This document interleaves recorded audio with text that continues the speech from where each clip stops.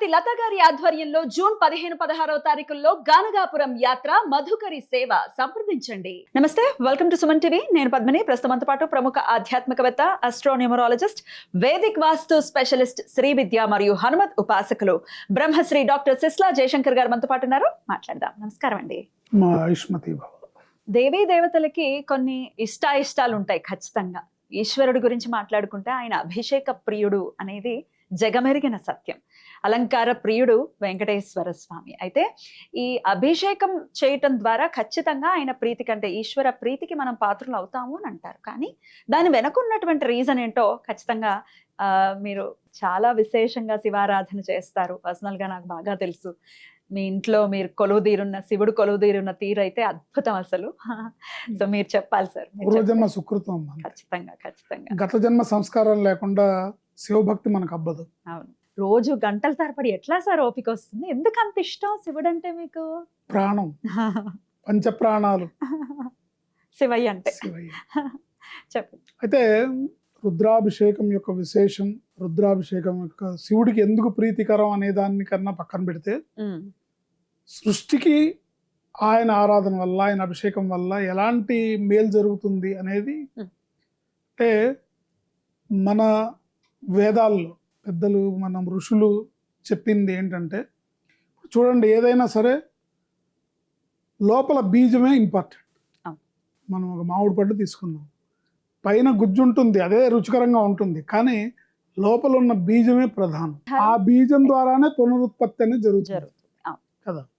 అట్లాగే వేదాలన్నిటి మధ్యలో యజుర్వేదం ఉంటుంది. ఆ యజుర్వేదం మధ్యలో ఓం నమ శివాయ ఉంటుంది. రుద్ర అని చెప్పారు అక్కడ. అంటే అది బీజం అన్నమాట. ఈ సృష్టి నడవడానికి, మానవాళి మనుగడకి, ఈ జగత్తు ముందుకు వెళ్ళడానికి అది ఇంపార్టెంట్ అని అర్థం. వేదాలన్నిటి మధ్యలో యజుర్వేదం ఉంది. యజుర్వేదానికి మధ్యలో రుద్రం ఉంది. రుద్రాధ్యాయ పారాయణ అనేది చాలా విశేషమైంది. ఆ రుద్రుడు అత్యంత ప్రీతికరంగా మనకి అనేక రకాల మన కష్టాలన్నింటినీ కూడా తీర్చి మనని గట్టెక్కిస్తాడు. దానికి ప్రామాణికం ఏంటంటే, రుజన్ జాయతే ఇతి రుద్ర అంటారు. రుజన్ జాయతే ఇతి రుద్ర. రుజన్ జాయతే అంటే ఏవైతే మానవ జన్మ తీసుకొని మనకుండే కల్మషాలు, వికారాలు, దోషాలు, కోరికలు, అహంకారాలు ఏవైతే ఉన్నాయో, అంటే ఆల్ నెగటివ్స్ పాజిటివ్స్ కూడానా? Negatives, all negatives. ఓకే. రుజన్ జాయతే ఇతి రుద్ర అంటే టోటల్ నెగటివిటీని వాషౌట్ చేసేవాడు రుద్రుడు అని అర్థం. అద్భుతం. రుజన్ జాయతే ఇతి రుద్ర. తర్వాత రుద్రుడికి వేదంలో ఏం చెప్పారంటే, ఆయనకి రెండు రూపాలు, రెండు స్వభావాలు. ఒకటి అఘోర రూపం, రెండు శివరూపం. అఘోర రూపం అంటే ఆయన అంటే ఇప్పుడు మనం దేవాలయంలో ఉండే శివుడు లాగానో, లేకపోతే పార్వతీ పరమేశ్వరుల ఫోటోల్లో లాగానో చెప్పలేదు వేదంలో. వేదంలో చెప్పిన శివుడి రూపం వేరు. ఎలా ఉంటాడు? ఓ బాహుబలి. అఘోర రూపం ఏంటంటే, ఎక్కడెక్కడ నెగిటివ్ ఉందో, ఎక్కడెక్కడ రాక్షసత్వం ఉందో, ఎక్కడైతే విషం ఉందో, ఎక్కడ ఏ చెడున్నా దాన్ని తొదముట్టించే దేవత రూపం అఘోర రూపం. ఇంకా ఆయనకి అక్కడ ఎదురుకుండా రాక్షసులు ఉంటే ఆయనకి కనికరం ఉండదు. దక్షుణ్ణి ఎలా అయితే చీల్చి చెండాడాడో అదే అఘోర. అంతే, అఘోర రూపం. మన రుద్రాధ్యాయ పారాయణ వల్ల ఏంటంటే, ఆ అఘోర రూపం నుంచి మంగళ రూపం, శాంత రూపం, శివస్వరూపంలో, శివ అంటేనే మంగళకరం అని అర్థం. శివ అనే పదానికి అర్థం ఏంటంటే మంగళకరుడు, శుభాల్ని ప్రసాదించేవాడు. మీరు ఈ భూమి మీద ఏ సమస్య తీసుకోండి, శతకోటి దరిద్రాలను మీరు లిస్ట్ అవుట్ చేయండి, ప్రతి ఒక్కదానికి తరుణోపాయం రుద్రాభిషేకం. ప్రతి ఒక్కదానికి తరుణోపాయం రుద్రాభిషేకమే. అల్టిమేట్గా అదే.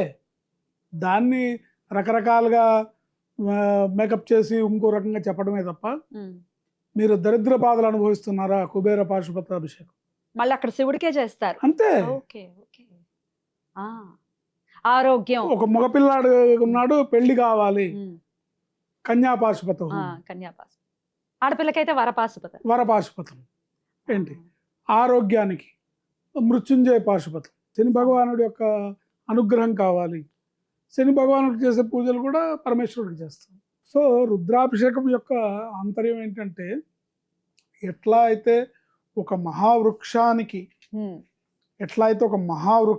మనం మొదట్లో నీళ్లు పోస్తే ఆ మొదట్లో పోసిన నీరు యొక్క న్యూట్రిషన్ ఎలా అయితే చిటారు కొమ్మం దాకా అన్ని ఫలించి పుష్పిస్తాయో, ఆయనకు అభిషేకం చేస్తే ఈ జగత్తంతా కూడా ఫలించి పుష్పిస్తుంది, సుఖ సంతోషాలతో ఉంటుంది, ఆనందకరంగా ఉంటుంది, మానవాళి మనుగడ ముందుకు వెళ్తుంది అనేది నిస్సందేహంగా చెప్పొచ్చు అనమాట. అందుకని మీరు రుద్రాభిషేకం యొక్క ఫలితాలు ఏమిటంటే, మీకు నవగ్రహ దోషాలు ఉన్నాయా, రుద్రాభిషేకం. మీకు ఆర్థిక సమస్యలు ఉంటే రుద్రాభిషేకం, మీకు దాంపత్య సమస్యలు ఉంటే రుద్రాభిషేకం, మీకు సంతాన సమస్య ఉంటే రుద్రాభిషేకం, అన్నిటికీ రుద్ర. ఆ పేరు చాలా గాంభీర్యంగా ఉండేసరికి పాశుపతం, ఇప్పుడు కుబేర పాశుపతం, అయ్య బాబా ఇదేదో పెద్దగా ఉంది, చాలా ఖర్చుతో కూడుకున్నదేమో అని అనుకుంటాము. మామూలుగా అటు ఇటుగా చెప్పండి సార్, ఎంత అవ్వచ్చు ఒక పాశుపతం చేయించుకోవడానికి? అది డిపెండ్స్, అందుకనే అప్రాక్సిమేట్ గా చెప్పండి. అది మన అర్చకుడికి ఇచ్చే దాన్ని బట్టి ఉంటుంది. 2000 తీసుకొని చేసేవాళ్ళు ఉంటారు, తక్కువ స్థాయిలోనే ఉంటుంది. 3000 తీసుకొని చేసేవాళ్ళు ఉంటారు, 5000 అది తీసుకునే వాళ్ళకి ఇచ్చే వాళ్ళకి మధ్యలో ఉంటుంది తప్ప ఇదేం ఫిక్స్డ్ ప్రైస్ అనేది అలా కాదు సార్. ఆన్ అన్ యావరేజ్ తెలియాలి, ఎంతో కొంత ఎక్స్ప్లాయిటేషన్ జరుగుతుంది, మనం ఒప్పుకోకపోయినా. అట్లా సామాన్యులు ఎక్స్ప్లాయిట్ అవ్వకూడదు భగవంతుడి పేరు చెప్పుకునే అనేది నా భావన. అందుకే మీలాంటి పెద్దలకైతే తెలుస్తుంది, మీకు తెలుసు ఎలా తీసుకుంటారు అర్థం అవటం కోసం నేను ఈ ప్రశ్నను తీసుకోవడం జరిగింది. అంటే ఇది ఎట్లా ఉంటుందో అంటే అమ్మా, అన్యోన్య సహాయాన్ని చేసే విధానం ఒకటి ఉంటుంది. అంటే సార్, అంటే 5 బ్రాహ్మణులు కలిసి చేశారు అనుకోండి, అప్పుడు ఎక్కువ ఉంటుంది. ఇప్పుడు ఏకాదశ రుద్రాభిషేకం ఉంది, ఏకాదశ రుద్రాభిషేకం 5 బ్రాహ్మణులు చేస్తే ఒక్కోళ్ళు 2 సార్లు రుద్రం చదివితే అయిపోతుంది అంతే. ఎంతసేపట్లో ఒక మాక్సిమం ఒక 40 మినిట్స్ అంతే. ఓకే, మహన్యాసపూర్వక ఏకాదశ రుద్రాభిషేకం. అదే ఒకళ్ళు చదవాలనుకోండి 11 రుద్రాలు చదవాలి, 11 సార్లు చేయాలి. టైం ఎక్కువ. 3 చదవాలనుకోండి తలా 4 సార్లు చేస్తే అయిపోతుంది. అట్లా ఇది విధానం అనేది పక్కన పెడితే, ఆ రుద్రాధ్యాయం యొక్క విశేషం మనకి సర్వ మంగళాలని, సమస్త శుభాలని, సమస్త ఈతి బాధల నివారణని చేసి మన్ని ఉన్నతులుగా తీర్చిదిద్దుతుంది. ఇప్పుడు చాలామంది శివుణ్ణి తక్కువగా చూసి అమ్మవారు పవర్ఫుల్, శక్తి స్వరూపిణి ఆవిడ, అందుకని అమ్మవారిని ఎక్కువగా కొలుస్తుంటారు. అవును, అమ్మవారిని కొలిస్తే వచ్చేది ఏంటి, ఏమొస్తుంది? స్వామి మీద భక్తి వస్తుందేమో నాకు తెలిసి. శివజ్ఞాన ప్రదాయిని అమ్మవారు ఏంటంటే, అమ్మవారు నీకు ఇచ్చేది ఏంటంటే శివజ్ఞాన ప్రదాయిని, శివుణ్ణి చేరుకోవడానికి రూట్ చూపిస్తుంది ఆవిడ. బాగుంది సార్, ముందే శివుని పట్టుకోవచ్చుగా. ఏంటి పట్టుకోవాలంటే అది అనుగ్రహం ఉండాలి. అవును, ఎందుకంటే పెద్దలు ఒక మాట అంటారు, ఏమంటారంటే నీకు ఏ ఉన్నా లేకపోయినా శివభక్తి ఉంటే చాలు. శాపం కూడా ఏదో ఉన్నట్టుంది. శాపం ఉంది, ఈ భూమి మీద అత్యంత పెద్ద, అతి ప్రమాదకరమైన పెద్ద శాపం అంటూ అని ఏదన్నా ఉంది అంటే, నీ ఇంట శివభక్తి లేకుండా ఉండుగాక అనేదే పెద్ద శాపం.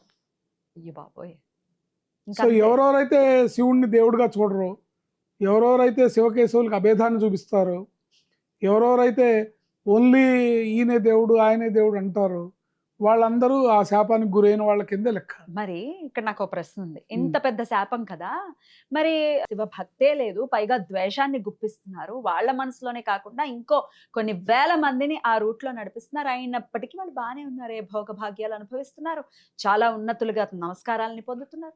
బ్యాంక్ బ్యాలెన్స్ అయిపోయే వరకు బాగుంటారండి. బ్యాంక్ బ్యాలెన్స్ 0 అయిన తర్వాత మళ్ళీ డిపాజిట్స్ ఏవి? అర్థమైందా మీకు? ఉన్నంతసేపు తింటారు, కూర్చొని తింటే కొండలైనా కరిగిపోతాయి అంటారు. అవును. సో పుణ్యరాశి ఎప్పుడైతే క్షీణమైందో దాని ప్రభావం ఉంటుంది. రైట్. అది ఈ జన్మలో ఉండొచ్చు, వచ్చే జన్మలో ఉండొచ్చు. ఏదేమైనప్పటికీ కూడా ఆ పరమేశ్వరుణ్ణి చేరుకునే తత్వాన్ని మనం తెలుసుకోవాలి. కోటి దేవతలు పూజించే దేవత పరమేశ్వరుడు. Right sir. మరి ఇంత చాలా విశేషవంతమైంది రుద్రాభిషేకం అని చెప్తున్నారు. ఉన్నటువంటి 15 తిథుల్లో కూడా ఏ తిథి రోజు ఆయనను అర్చన చేసుకుంటే ఇంకా ఎక్కువ ఆయన ప్రీతికి మనం పాత్రలు అవుతాం? రుద్రాభిషేకం అనేది ప్రతిరోజు ఆయనకి ఎప్పుడూ ప్రీతికరమైంది. ఉం. కానీ విశేషంగా చెప్పాలంటే విష్ణుమూర్తికి ఏకాదశి ఎంత ప్రీతికరమో పరమేశ్వరుడికి త్రయోదశి ప్రదోష వేళ అంత ప్రీతికరం అన్నమాట. త్రయోదశి రోజు అంటే శుక్లపక్ష త్రయోదశి, బహుళపక్ష త్రయోదశి రెండు ఉంటాయి. ఈ రెండు కాలాల్లో ప్రదోష కాలంలో ముక్కోటి దేవతలు ఇంక్లూడింగ్ శ్రీ మహావిష్ణువు అందరూ కూడా ఆయన సన్నిధిలో కైలాసంలో ఉంటారు. ఆయన ఆనంద తాండవం చేస్తుంటారు. ఆ టైంలో దాన్ని వాళ్ళు ఆనంద పారవస్యంతో వీక్షిస్తూ ఉంటారు. ఆ సమయంలో ఎవరైతే పరమేశ్వరుణ్ణి కొలుస్తారో వారికి ముక్కోటి దేవత అనుగ్రహం లభిస్తుంది. Right sir. ఇప్పుడు నాలాంటి సామాన్యులకి నమ్మకం చమకం చదవటం రాదు. మరి మీరు అన్నట్టుగా త్రయోదశి ప్రదోష వేళలో స్వామి అభిషేకం చేయాలి అని అంటున్నారు కదా, మేము యూట్యూబ్ లో వింటూ ఆయన మీద నీళ్ళైనా పోస్తూ అభిషేకం చేయొచ్చా? ఎందుకమ్మా నమశివాయ అని అంటుంది రాదా? వచ్చు సార్. చాలు. మరి నమ్మకం చమకం అన్నారుగా మీరు, తత్ఫలితమైన నమశివాయ అంటే చాలు. నమశివాయ నమశివాయ అంటూ నీళ్ళు పోయొచ్చు. నమశివాయ అనొచ్చు. మీకు శివుడు నామాలు ఎన్ని తెలుసో ఏవైనా అనొచ్చు. నమశివాయ అనొచ్చు, ఓం నమో భగవతే రుద్రాయ అనొచ్చు. రుద్రానికి ప్రధానమైన మంత్రం ఓం నమో భగవతే రుద్రాయ అనేది ప్రధానమైన మంత్రం. లేకపోతే ఓం నమో భగవతే సదాశివాయ అనొచ్చు. ఓం నమో భగవతే సదాశివాయ అనేది సంసారులందరూ కూడా ఎవరైతే ఐహిక సుఖాలను కోరుకుంటారో, ఎవరైతే సంసార జీవితంలో ఉన్నాం, మన కమిట్మెంట్స్ అన్నీ ఫుల్ఫిల్ అవ్వాలి, అన్ని రకాల ఆర్థిక సమస్యలతో మనం బయటపడి ముందుకెళ్ళాలి, పిల్లల్ని పెంచి ప్రయోజకులను చేసి పెద్దవాళ్ళు చేయాలి, ఇవన్నీ ఉన్నాయన్నప్పుడు ఓం నమో భగవతే సదాశివాయ అనే మంత్రం అద్భుతంగా స్వామి వరాల్ని కురిపిస్తుంది. ఎందుకంటే శివుడు అంటే మంగళకరుడు, సదాశివుడు ఎప్పుడూ మంగళాలని చేస్తుండే ఆయనకి సదాశివుడు. నీకు 24 hours ఆయన ఏటీఎం లాగా ఇస్తూనే ఉంటాడు.